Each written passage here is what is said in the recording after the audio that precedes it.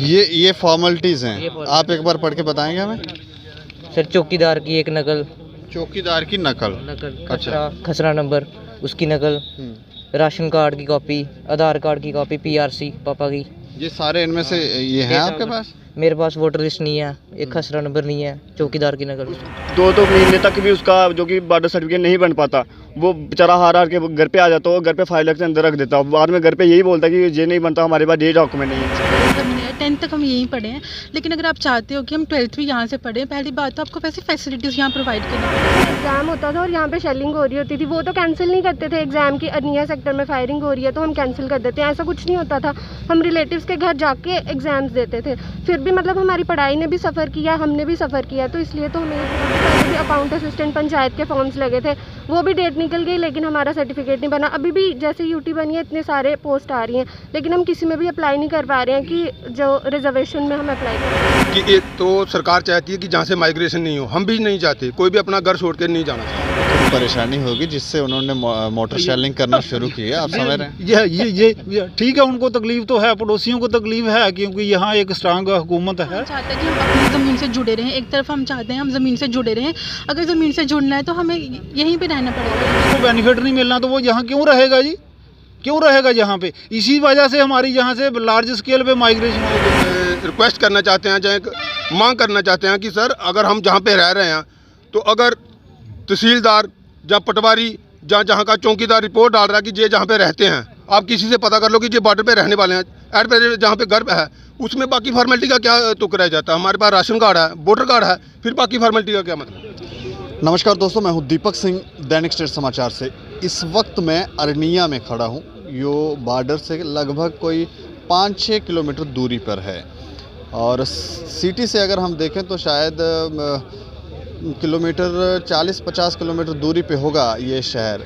लेकिन अगर हम शहर से दूर, क्योंकि शहर मैं वैसे कह रहा हूँ, गांव में अगर हम आएँ तो गांव के एरिया में ज़्यादातर प्रॉब्लम्स जो है तहसील ऑफिस में, जो रेवेन्यू डिपार्टमेंट है, वहाँ पर लोगों को आती है। कई बार ऐसे भी सवाल उठते हैं कि यहाँ पर करप्शन होती है, और ये तहसीलदार, ये ग्राम सेवक, ये बाकी लोग, कई बार ऐसे हमारे सामने लोग बोलते हैं कि ये लोग पैसा खा के काम करते हैं, इस नहीं करेंगे तो फिर चक्कर लगवाते रहते हैं। लेकिन ये हमारे सामने जब तक प्रैक्टिकली प्रूफ नहीं होता तब तक हम नहीं कह सकते। लेकिन इस जगह आने का कारण मैं आपको बताऊं। पहले आप एरिया में चाहता हूं हमारे कैमरा पर्सन आपको दिखाएं। एक गांव जैसा ये दिखेगा, बॉर्डर एरिया है, क्योंकि यहाँ पर जब गोलाबारी होती है पाकिस्तान की तरफ से तो ये लोग काफ़ी इफ़ेक्टेड होते हैं, और बॉर्डर पे रहने वाले लोग ज़्यादातर इफ़ेक्टेड होते हैं। और इस तरफ भी ये तहसील ऑफिस के बाहर खड़ा हूँ, ये तहसील ऑफिस है, और थोड़ा तस्वीरें अगर हमारे कैमरा पर्सन हमारे अरुण जी अगर दिखा पाएँ तो मुझे लगता है कि आप देख पाएंगे कि काफ़ी पिछड़ा एरिया है ये, फिर भी यहाँ पर थोड़ी डेवलपमेंट दिखती है। लेकिन यहाँ परेशानी क्या है और मैं क्यों आया हूँ, मैं आपको ये बताऊँ। कारण ये है कि जब गोलाबारी होती है तो ये लोग काफ़ी परेशान होते हैं। ऐसे में सरकार ने 4% रिजर्वेशन देने की एक बात की थी, और कहा था कि आप बॉर्डर सर्टिफिकेट एक बनाएं जिससे इन लोगों को छूट मिलेगी। लेकिन अब परेशानी क्या है वो इन्हीं लोगों से पूछेंगे। लोग इस तरफ अगर आप तस्वीरों में देखेंगे, यहाँ लोग खड़े हुए हैं, और इनसे हम जानने की कोशिश करेंगे कि आखिर क्या परेशानी है। सर आप अपना नाम बताएंगे? जी, मेरा नाम रघुवीर सिंह, मैं पूर्व सरपंच पंचायत जंगिया और यहाँ सीमा जन कल्याण समिति का यहाँ ब्लॉक अरनिया का प्रधान हूँ।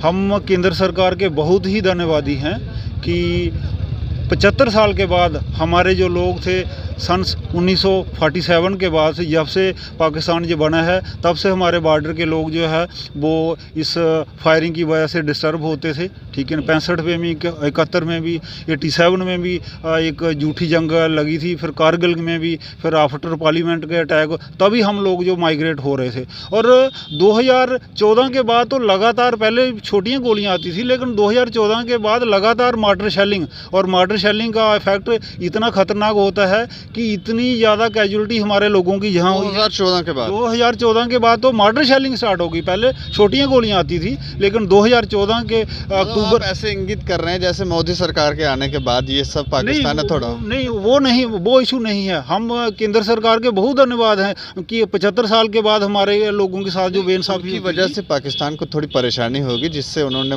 मोटर शेलिंग करना शुरू की है। आप समझ रहे हैं? ये ठीक है, उनको तकलीफ तो है, पड़ोसियों को तकलीफ है, क्योंकि यहाँ एक स्ट्रांग हुकूमत है, तो सबको यहाँ जो राष्ट्र विरोधी यहाँ इंडिया में है उनको भी तकलीफ है मोदी जी से। इशू वो नहीं है। इशू ये है कि केंद्र सरकार ने हमारे लोगों को यहाँ पे बॉर्डर सर्टिफिकेट का एक प्रावधान दिया कि हमारे बच्चों की जो पढ़ाई है वो भी नष्ट हो रही थी, वो भी डिस्टर्ब हो रही थी, और 2019 में एक नोटिफिकेशन के तहत हमारे बच्चों को 4% का रिजर्वेशन दिया गया।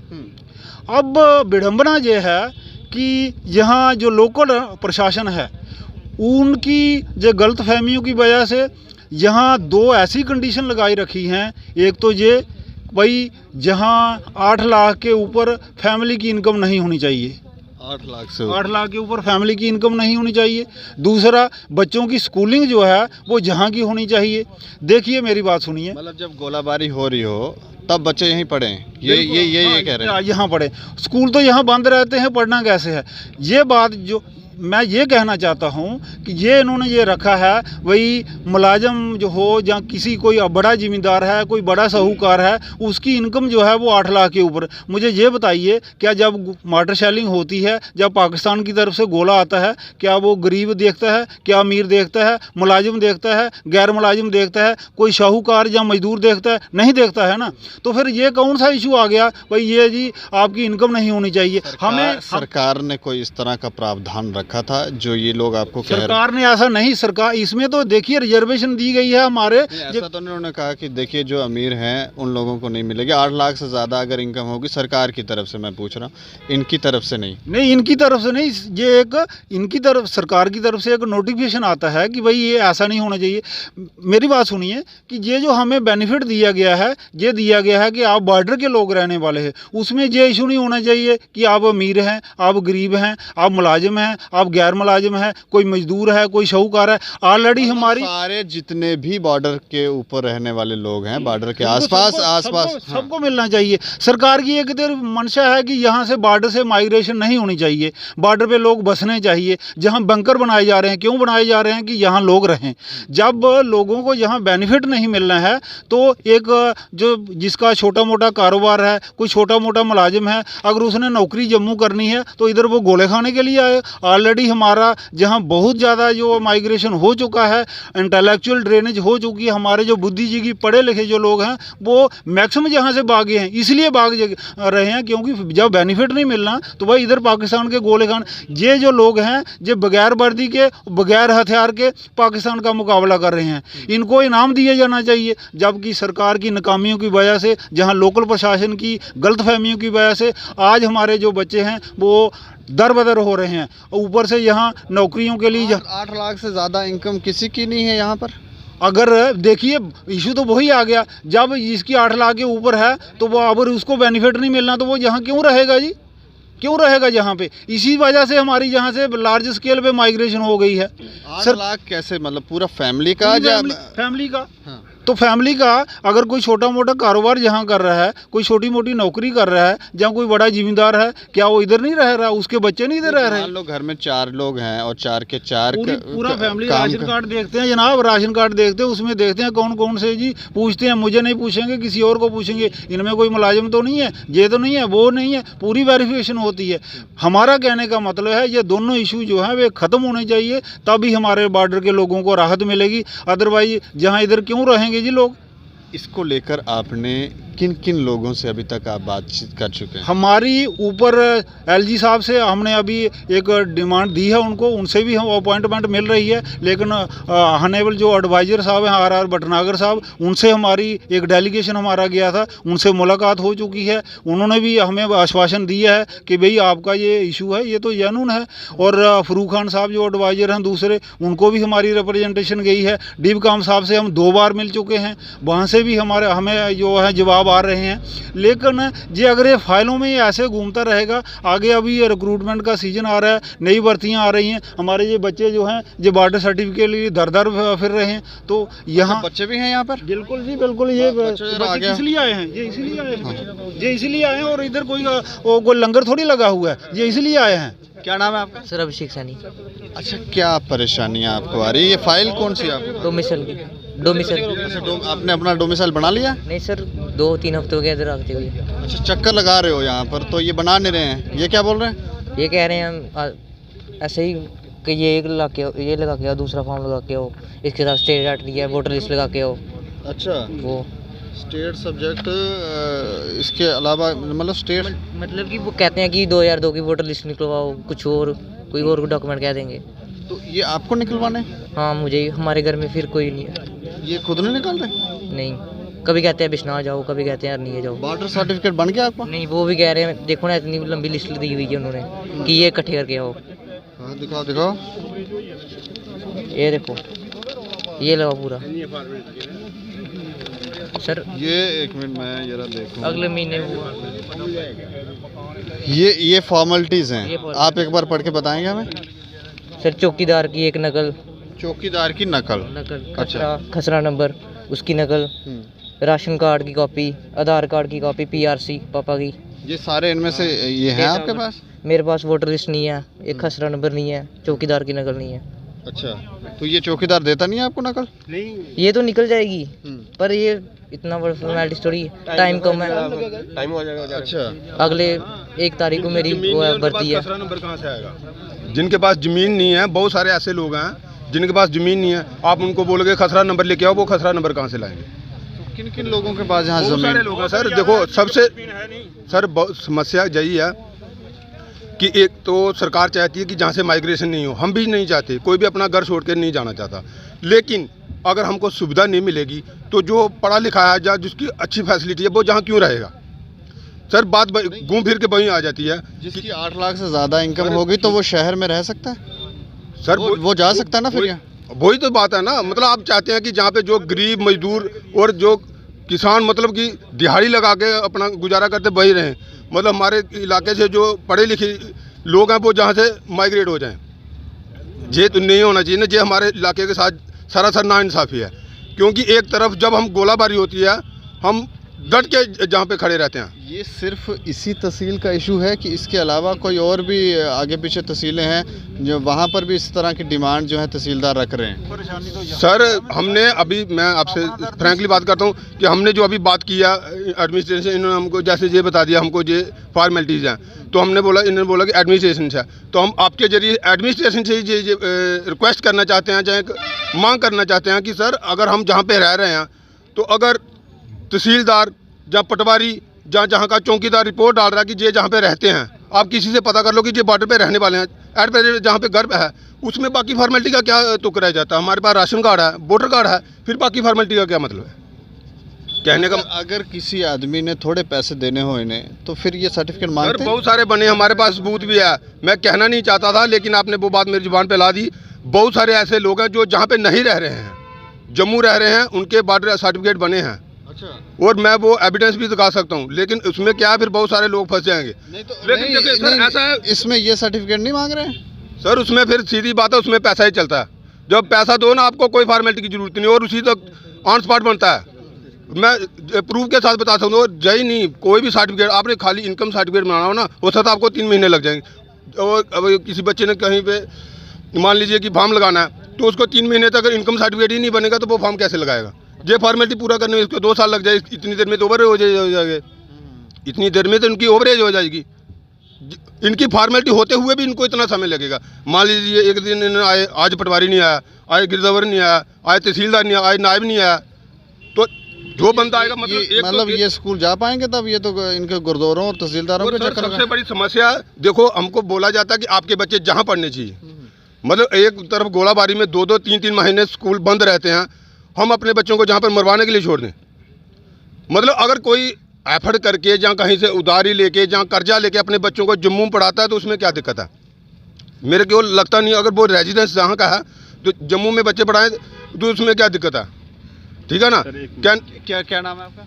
मेरा नाम साहिल चौधरी है। थोड़ा आगे आ जाओ।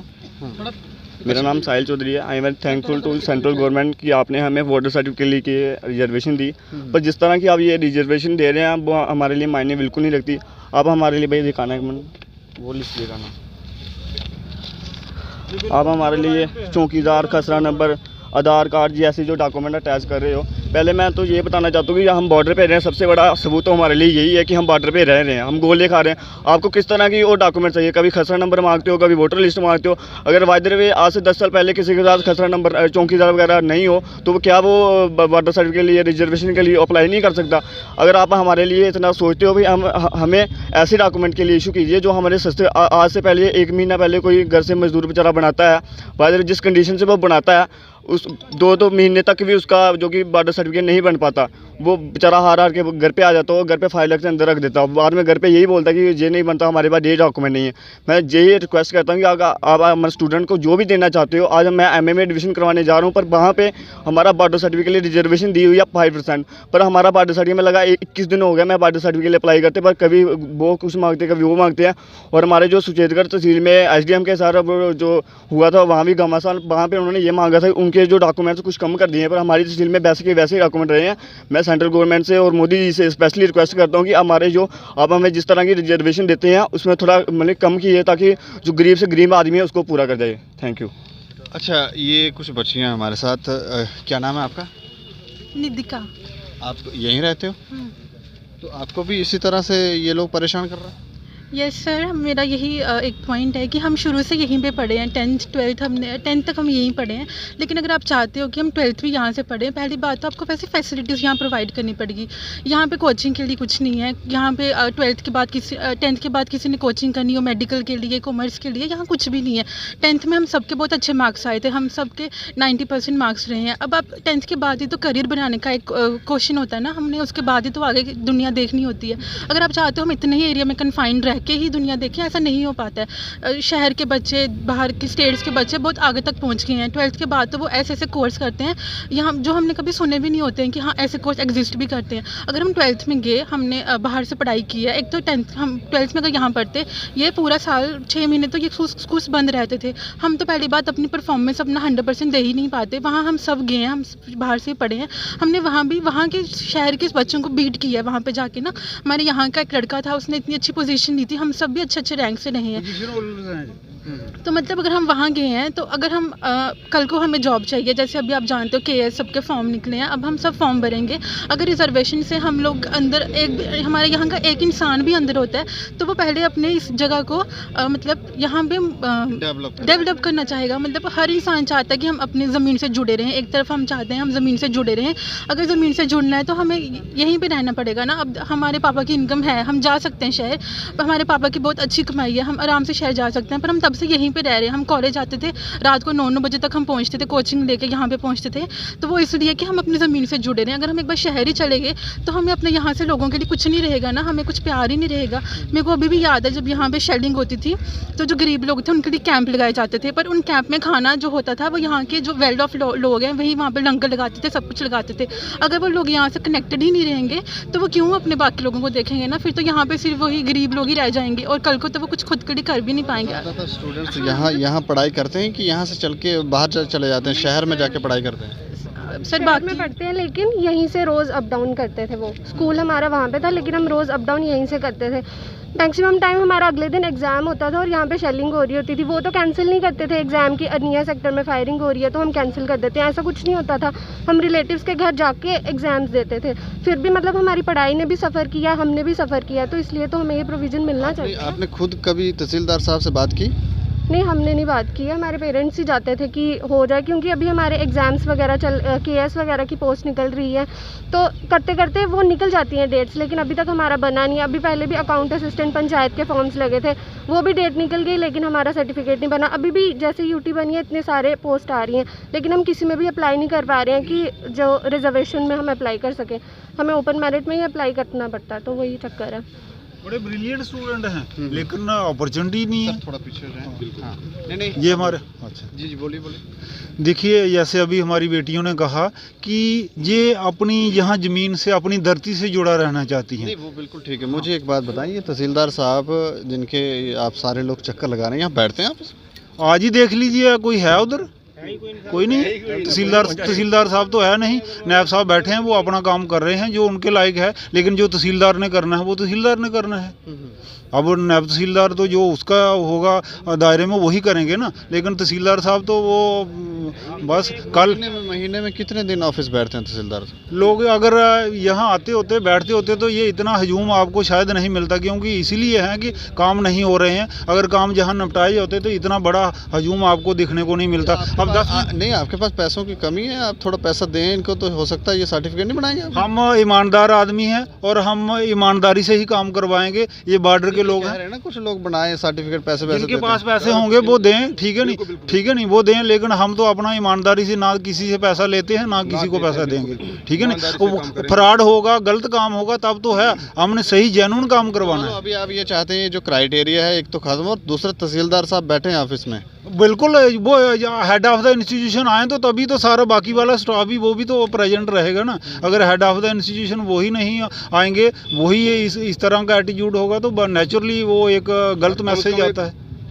हफ्ते का 2-4 दिन निश्चित कर दिए हैं कि इस दिन तहसीलदार बैठेंगे ही, उसमें लोग एरिया कितना बड़ा है कि तहसीलदार साहब अगर राउंड पे निकलें तो कितने दिन लग जाते हैं? ऐसा है ना, मान लीजिए कि हम भी समझते हैं कि उनको भी पूरा राउंड में जाना पड़ता है, लेकिन उन्होंने मान लीजिए रख लीजिए कि मंडे को बैठेंगे, थर्सडे को बैठेंगे, फ्राइडे को बैठेंगे, सबको पता होगा आज तहसीलदार उधर ही होंगे, हमको जाके वहाँ पे खजल नहीं होना पड़ेगा। मान लीजिए हम आए, हमको पता नहीं होता कि आए हैं, मिलेंगे नहीं मिलेंगे, हो सकता है हम 10 बार आए नहीं मिले, और जिस दिन हम नहीं आए उस दिन वो आए हों, मतलब उसमें क्या है ना सर, मिसकम्युनिकेशन है ना। एरिया के लोग आपसे कनेक्टेड नहीं, बताते नहीं आज तहसीलदार साहब यहाँ हैं तो आप यहीं आ जाओ सर। जहाँ अच्छा, आपका कहने का मतलब कि मान लीजिए कि 35 किलोमीटर का एरिया, हम उनको ट्रेस करें कि आज कहाँ पे हैं, वहाँ पे जाएं, और हमारे जाते हुए वो वहाँ से निकल जाए, फिर हम उनके पीछे तहसीलदार साहब को पकड़ना थोड़ा मुश्किल है। और काम नहीं ना करेंगे। एक्स सर्विसमैन है, इंस्पेक्टर रिटायर्ड हैं BSF से, ठीक है नहीं, ये भी कुछ कहना ये चाहिए। रूल रेगुलेशन जो हैं तहसील ऑफिसों की आपको ठीक लगते हैं? ठीक है जी, जैसे भी चल रहा है, लेकिन ऐसा नहीं होना चाहिए। मेरा कहना ये है कि जिस दिन से सेंट्रल गवर्नमेंट ने हमारे को ये सौगात दी है बॉर्डर सर्टिफिकेट की, उसके विषय में मैं कहना चाहता हूँ कि जहाँ जो भी डॉक्यूमेंट के लिए डिमांड हो रही है कि ये डॉक्यूमेंट लगने चाहिए, कुछ लोगों के पास में हैं, कुछ के पास में नहीं है। और सबसे ज़्यादा जो दिक्कत है मेरे को देखने में आई है कि स्कूल की मार्कशीट प्लस सर्टिफिकेट। लेकिन मैं ये कहना चाहता हूँ सरकार से कि इतनी बड़ी सौगात देने के बाद में 10-10, 12-12 जो डॉक्यूमेंट हैं वो किस लिए? जब हम सन 47 से लेके हमारे दादा परदादा, पिताजी, हमारे बहन भाई इस बॉर्डर के ऊपर में रह रहे हैं, जब उनके पास में राशन कार्ड है, राशन कार्ड होने के बाद में वोटर कार्ड है, जब हर एक असम्बली का, पंचायत का, लोकसभा का चुनाव होता है, वोट दे रहे हैं, तो फिर ये एक्स्ट्रा डॉक्यूमेंट किस लिए?